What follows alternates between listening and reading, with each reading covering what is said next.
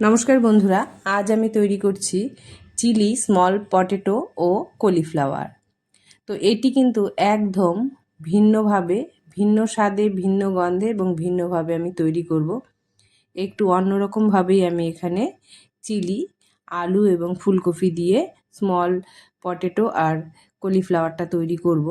তো প্রথমে আমি কলিফ্লাওয়ার বলতে এখানে যে আমি ফুলকপিটা নিয়েছি সেটিকে একদম ছোট ছোট করে টুকরো করে নেব।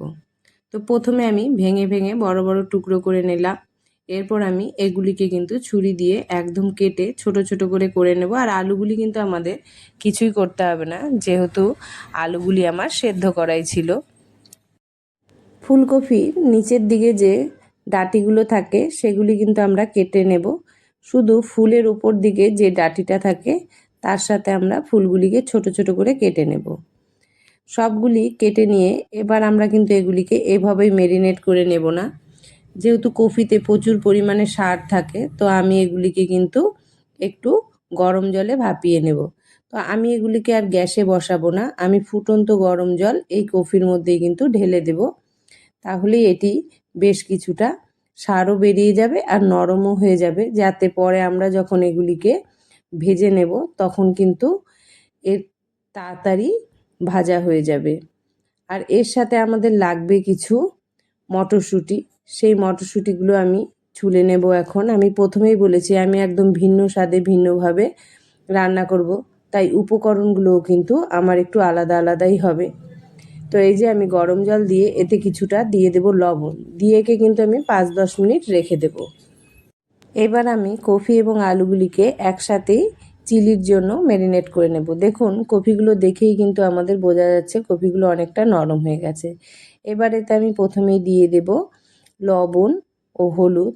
তার সাথে আমি দিয়ে দিচ্ছি প্রথমে অল্প পরিমাণে ময়দা। আমি ময়দাটা প্রথমে দিচ্ছি, এটা কিন্তু বেশি পরিমাণে দেব না। পরে দিচ্ছি কর্নফ্লাওয়ার, এটা আমি একটু বেশি পরিমাণেই দেব। কর্নফ্লাওয়ারটাই বেশি দেওয়ার চেষ্টা করবেন, ময়দা বেশি হলে কিন্তু জিনিসগুলো শক্ত হয়ে যাবে। তো আর তার মধ্যে আমি এগুলো কিন্তু ডিপ ফ্রাই করব না। আমরা চিলিতে সাধারণত ডিপ ফ্রাই করে ভেজে তুলে নিই, আমি কিন্তু দুটিকেই শ্যালো ফ্রাই করব, তবে একদম কম তেলে করব না। কিছুটা তেল দিয়ে এগুলিকে কড়াইয়ে আমি শ্যালো ফ্রাই করে নেব। ভালো করে এখন এগুলিকে মেখে আমি 5 মিনিট মতন এগুলিকে রেখে দেব, যাতে মশলাগুলি এগুলির গায়ে ভালো মতো বসে যায়।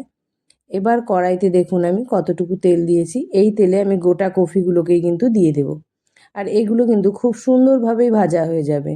কম তেলে পড়ছে বলে এগুলো কিন্তু কোনো রকমই খারাপভাবে ভাজা হবে বা কম ভাজা হবে তা হবে না। শেষে দেখবেন কফিগুলো কি সুন্দর ভাজা হয়ে যায়। তেলটা যেহেতু কম দেব আমরা, তাই সবসময় আমাদের লক্ষ্য রাখতে হবে গ্যাসের ফ্লেমটা যেন কম থাকে। গ্যাসের হিট বাড়িয়ে দিলে কিন্তু এগুলি ভালো মতো ভাজা হবে না। তাই গ্যাসের ফ্লেমটা কমিয়ে নিয়েই এগুলিকে আমাদের ভালো মতো ভেজে তুলে নিতে হবে। এবার আমাদের যে আলুগুলি আছে সেগুলিকেও আমরা এভাবেই শ্যালো ফ্রাই করে নেব। তো কফিগুলো তুলে নিয়ে এখন আমরা এই যে দেখুন এই তেলটার মধ্যে আলুগুলিকে দিয়ে দেব। আলুগুলিকেও আমরা সুন্দরভাবে কম হিটে ভালো করে ভেজে নেব। আলুগুলি আমাদের কিন্তু খুব তাড়াতাড়ি ভাজা হয়ে যাবে, কারণ আলুগুলি যেহেতু সেদ্ধ করা। আলুগুলি তুলে নিয়ে এবার এগুলিকে মশলা তো কিছু করবে না, সসে ফেলার পালা। তো প্রথমেই আমি দিয়ে দেব তেলে কিছুটা সাদা তিল। এই তিলটা কিন্তু এখন বেশি পরিমাণে আমাদের খাওয়া উচিত, কারণ এই সাদা তিল কিন্তু নার্ভের পক্ষে খুবই উপকার এবং হাড়ের পক্ষেও খুবই উপকার। তাই আমি কোনোভাবে না কোনোভাবে প্রতিটি রান্নায় প্রায় কিন্তু দেখবেন তিলটার ব্যবহার করি। তিলটা ফোড়ন দিয়ে এবার এখানে দিয়ে দেবো কিছু কাঁচা লঙ্কা ও রসুন। এগুলিকে ভালো মতো ভাজা ভাজা করে নেব। ভাজা ভাজা করে নিয়ে তারপর আমরা এখানে দিয়ে দেব পেঁয়াজ। পেঁয়াজগুলো আমরা চিলিতে যেভাবে ব্যবহার করি সেভাবেই কেটে নিয়েছি। এবার পেঁয়াজগুলিকে ভালো করে ভাজা ভাজা করে নেব। পেঁয়াজগুলি যখন ভালো মতো ভাজা ভাজা হয়ে যাবে তখন কিন্তু আমি এখানে দিয়ে দেবো যে মটরশুঁটিগুলো আমরা ছুলে রেখেছিলাম সেই মটরশুঁটিগুলো, কারণ মটরশুঁটিগুলো নরম হলেও একটু ভাজা ভাজা হয়ে গেলে পরে কিন্তু যখন চিলিতে আমাদের মুখে পড়বে বেশ সফট হবে। তাই পেঁয়াজগুলির সঙ্গে আমি মটরশুঁটিগুলিকেও কিন্তু ভালো মতো ভাজা ভাজা করে নেব। মটরশুঁটিগুলিও যখন ভালো মতো ভাজা ভাজা হয়ে যাবে তখন আমরা এখানে দিয়ে দেব কিছুটা কুচনো টমেটো। টমেটো কিন্তু আমরা এখানে কুচনো খুব বেশি দেব না টুকরো করা, কারণ আমি পরে টমেটো সস ব্যবহার করব না এখানে। টমেটোটাকে সেদ্ধ করে পেস্ট করে নিয়েছি, সেই পেস্ট টমেটোটা কিন্তু আমি এখানে ব্যবহার করব। টমেটোটা যখন কিছুটা মজে আসবে তখন আমি এখানে দিয়ে দেব সেই টমেটোর পেস্টটা। এই পেস্টটা দেওয়ার পরে আমি এটিকে কিন্তু ভালো করে নাড়াচাড়া করে নেব। তারপর অন্য সসগুলি দেব, যেহেতু এটি আমার সস নয়, আমি পেস্ট দিলাম টমেটোর।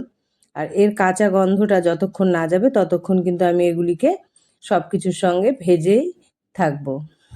যখন ভালো মতো এগুলি ভাজা হয়ে যাবে তখন আমি একে একে এখানে সসগুলি দিয়ে দেব। খুব বেশি সস আমি এখানে ব্যবহার করব না, চিলি সসটা দিয়ে দিয়েছি। এবার দিয়ে দেব সয়া সস।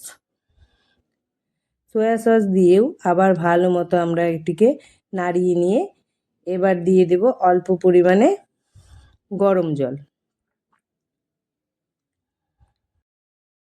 গরম জলটা দেওয়া হয়ে গেলে, যখন গরম জল, মটরশুঁটি, টমেটো যা আছে আমাদের কড়াইয়ে সব কিছু একসাথে ভালো মতো ফুটে উঠবে, তখন আমরা এখানে একে একে ফুলকপিগুলো ও আলুগুলোকে দিয়ে দেব।